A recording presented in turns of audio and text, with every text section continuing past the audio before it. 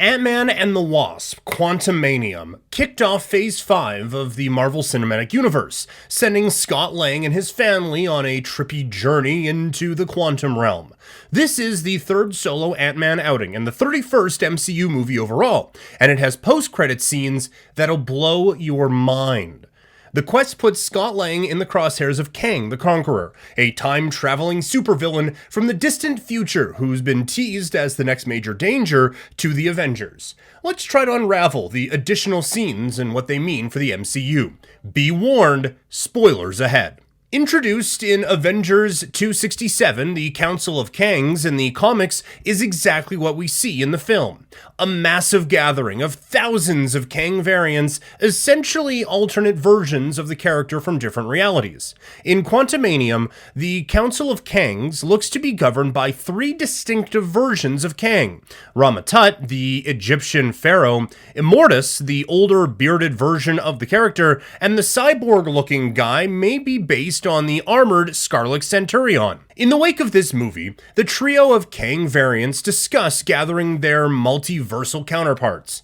They're displeased that an Avenger killed Kang, whom they exiled to the quantum realm, and that the heroes are touching the multiverse, presumably a reference to the timeline tomfoolery of Spider-Man No Way Home and Doctor Strange in the Multiverse of Madness.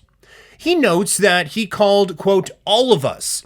Their chamber opens to reveal a massive arena full of variants. Kangs from branching timelines, of seemingly infinite temperaments and species, with even more arriving through time portals.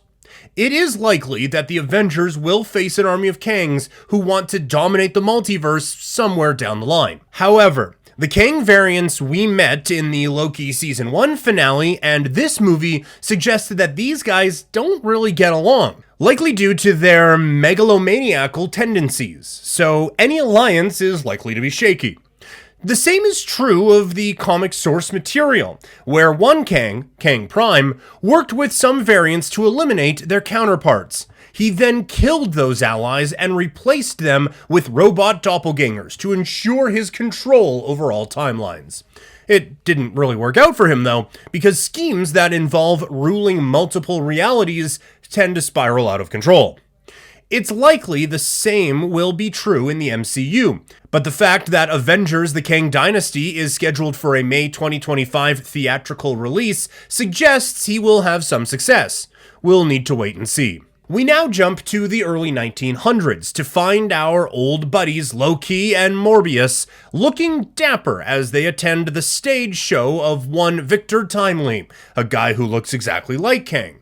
So, what's going on here? When we last saw Loki in the Season 1 finale of his self-titled Disney Plus show, his female variant, Sylvie, threw him into a time portal and killed He Who Remains, who, if you remember, is the Kang variant who managed the flow of time and prevented any branches. Loki ended up back in the drab offices of the TVA, where he tried to warn Morbius about the threat of many Kangs. The movie's post-credits scenes suggest that he convinced Morbius to join him in his hunt for Kang. That's a plausible explanation, but the real question still remains. Why is Loki looking for Victor Timely? In the comics, Victor Timely is an identity adopted by Kang Prime after he traveled back to 1901 and established the town of Timely in Wisconsin as a safe haven from which he could hatch his schemes. He also seeded his futuristic technology into all kinds of machinery, planning to seize control over it later in the timeline. It also gave him a foundational role in the development of the Marvel Universe. It's possible that the MCU version of Timely is also this continuity's Kang Prime.